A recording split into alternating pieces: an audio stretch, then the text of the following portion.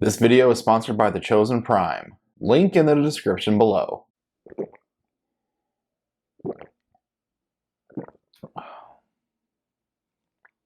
I should probably get on with the review, shouldn't I?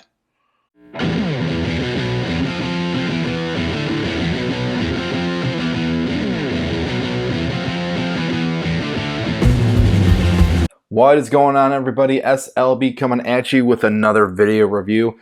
This time we're taking another look at one of my favorite concepts of 2020. We're taking a look at Transform Element Interstellar Wasp Tiger. And before we get into the figure, let's take a quick look at the packaging. The front of the packaging has Wasp Tiger in his robot mode, looking all noble with his heroic stance. One side of the package has Interstellar in a basic font in pretty colors. The top of the box has what I can only assume is the logo for the figure. The other side of the box has the logo, as well as a QR code, and I'll get more into that later on. The bottom of the box has pretty much nothing. Weird. Little Japanese, little warning. Weird. The back of the package has the same product shot as the front. Wait a minute, what is going on here? This is not a normal third-party figure. Okay, hang on a second here. What is going on with this box? Where are the instructions?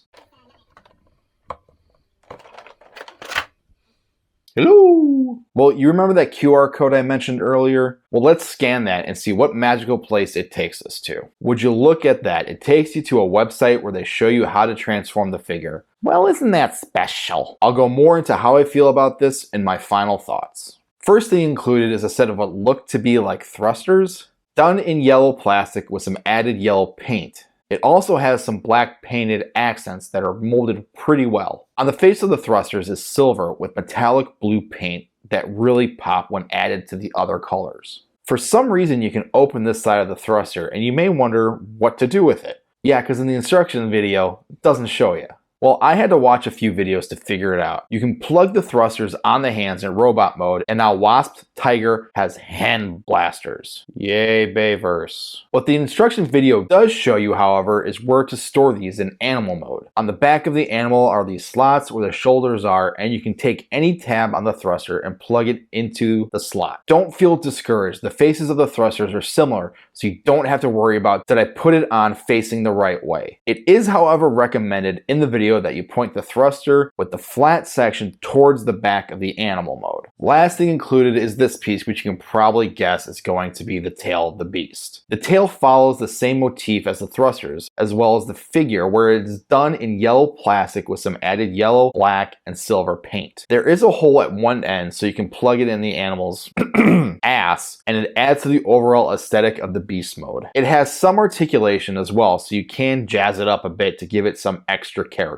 If you want to display Wasp Tiger here in robot mode, you have numerous options what you want to do with the thrusters and tail. You can combine them all together to make a hammer, which in my opinion looks badass. I love a good melee weapon. You can plug the thrusters on the back, and the tail can stay where it is in animal mode to give him a shoulder tail? Sure, why not? There's the hand blaster gimmick I told you about earlier. Or if you don't like those choices, you can flip down this little handle and Wasp Tiger has a blaster. Yay, options. Overall, Wasp Tiger looks almost like he jumped out of the art he is based off of. There are some liberties that had to be taken, and that is understandable. I mentioned the same thing in my Generation Toy Red Bull review. The posture in animal mode is pretty impressive considering the upright stance in robot mode, although you do have to give some credit to the double hinge joints used for transformation. The legs have just the right position to give the overall look that cat-like feel. Meow. The color scheme on this figure seems too on the nose. Bumblebee is yellow, the animal mode is a tiger, so let's give it some black stripes. Yawn. Boring, right?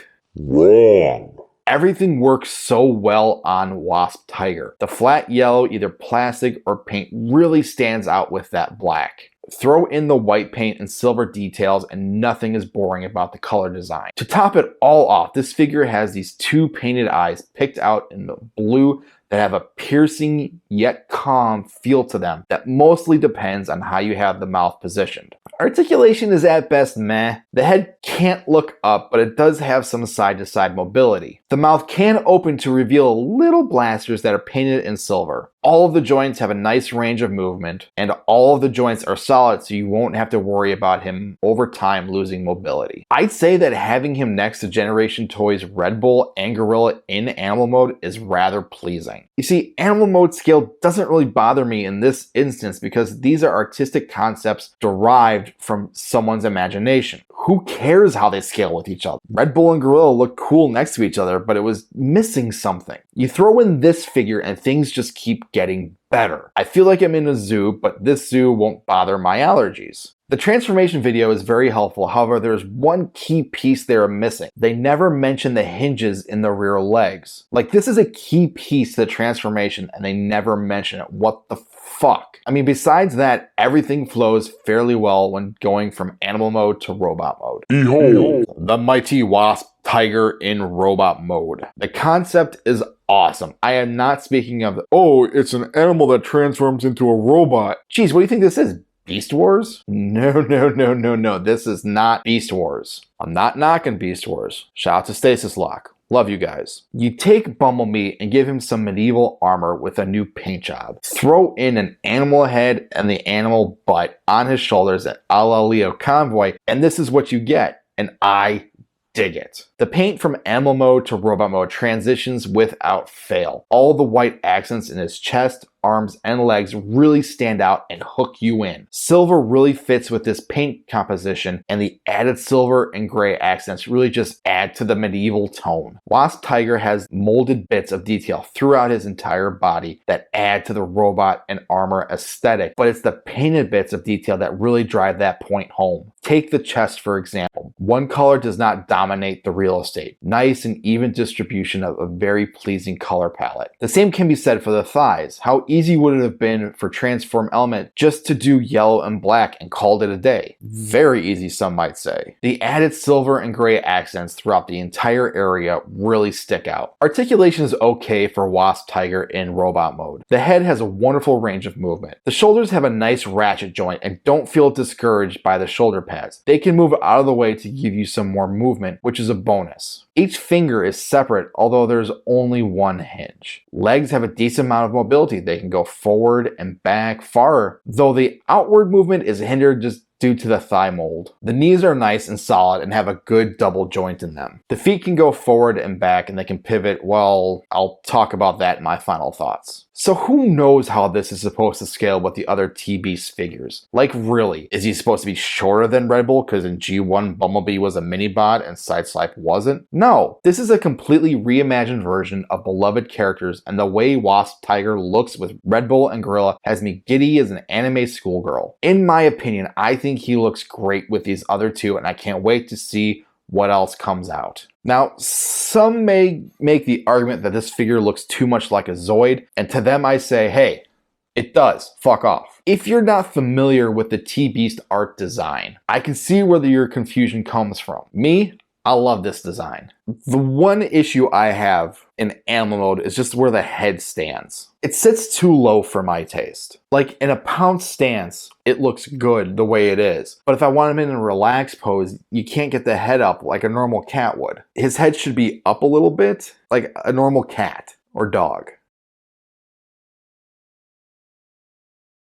There is no upward movement, so you're left with the head just being in line with the back. Transformation issues I have few of. The hinges in the rear legs. Like, seriously, this is a key piece to the transformation. The video never shows it. I was flabbergasted when I found out about these hinges. I couldn't believe it. I'm like, it looks so much better with these hinges, the way they're brought out and up a little bit, and it gives the back end here room to sit nice and flat in a nice position. The rear legs aren't hindered by the way it just blew my mind about these hinges, and the fact that I had to watch other people's videos pissed me off because you upload a transformation video and you miss this key point. What the hell? There's a bar with some hinges on it that hold the head and the animal ass together. And I just want to say be careful when transforming him because it's only held on by a very small, short pin. And I could see people just ripping this off when trying to force it and everything like that. There's not a lot of range of movement for transformation when going from animal to robot or vice versa. So just be mindful of that.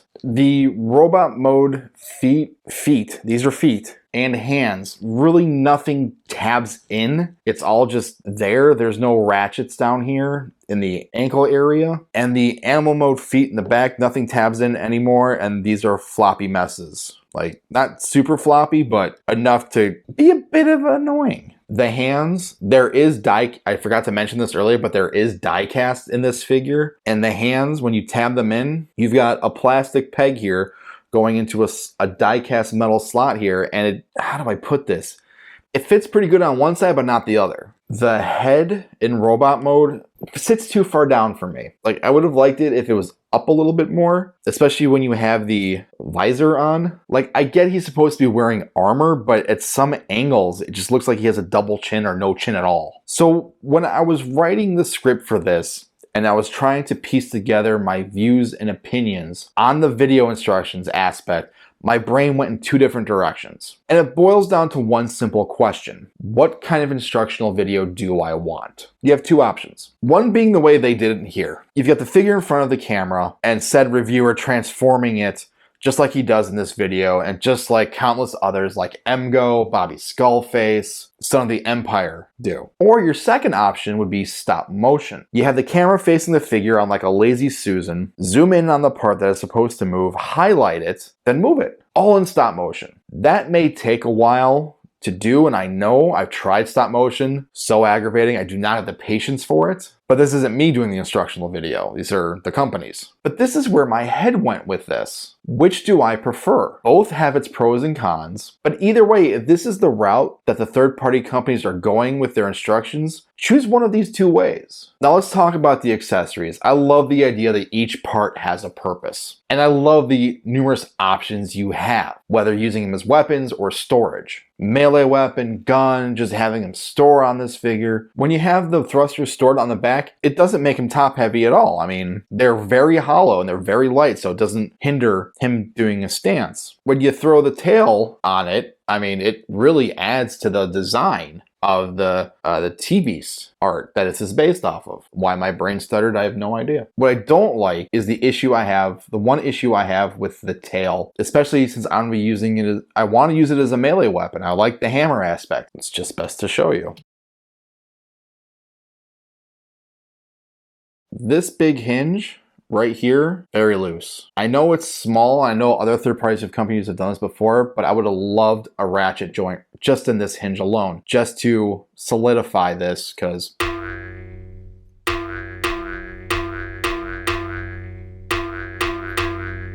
remind you of anything? Now let's get into my issues with the figure. Paint-wise, the colors are great. I love the color scheme here. There is some paint chipping, and it's only because you have die cast going into die cast. It's painted yellow, and we all know how hard it is to do painted yellow on die cast, how hard it is to do painted yellow on black plastic. And I also would have liked in robot mode as well as animal mode the back here. I know nobody displays their figures from the back. In animal mode, it's very obvious. Like, can you give me some paint details back here? That would have been appreciated. Now let's talk about the main issue that I know everyone else has. 2 left feet. Are you kidding me with this? How did this get past quality control? Was this rushed? I know mine and Matthew Deluxe Baldwin, we had the same issue. If you want to fix yours, if you want an easy fix, I'll put a link to his video in the description below, or one of those little boxes that pops up, and you can watch his video and he'll show you how to do the easy fix. You know how much I love the T-Beast concept. I've talked about it in my Generation Toys Red Bull review, as well as my Generation Toy Gorilla review. You may see another video of another T-Beast figure coming out. Foreshadowing. Do I like this design? Yes and no. The one thing that irks me is the homage to Bayverse. Ugh. Can I move past it and still like this figure? Yes. The G1 IDW head sculpt really makes up for it. I would have preferred that this mask be a separate piece, or an additional head, or something you just plug on. Yeah, that makes sense.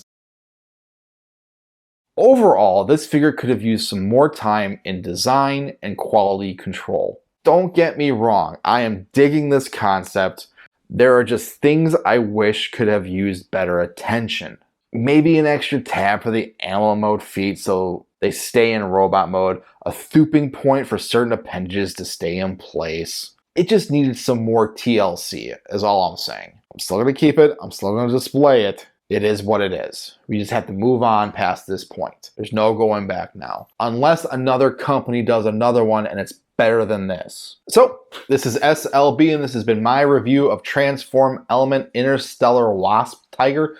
Throughout this entire review, if I've ever messed up saying wasp, I'm sorry. It's really hard to say sometimes. If you like this video, hit the thumbs up button, share, subscribe, all that fun stuff. Leave a comment in the comment section down below. Let me know what you thought of this figure. I'd like to thank my sponsor, The Chosen Prime. Link to their website will be in the description down below. Shop thousands of figures, earn points on every purchase. Literally every time you spend money with them, you earn points. Anything over $150, free shipping. You have no idea how much money that has saved me. Again, link will be in the description down below. This is S.L.B. and this has been my review of Transform Elephant Interstellar Wasp Tiger. This is S.L.B. saying, I drank a lot of water during this review and now I have to go to the bathroom.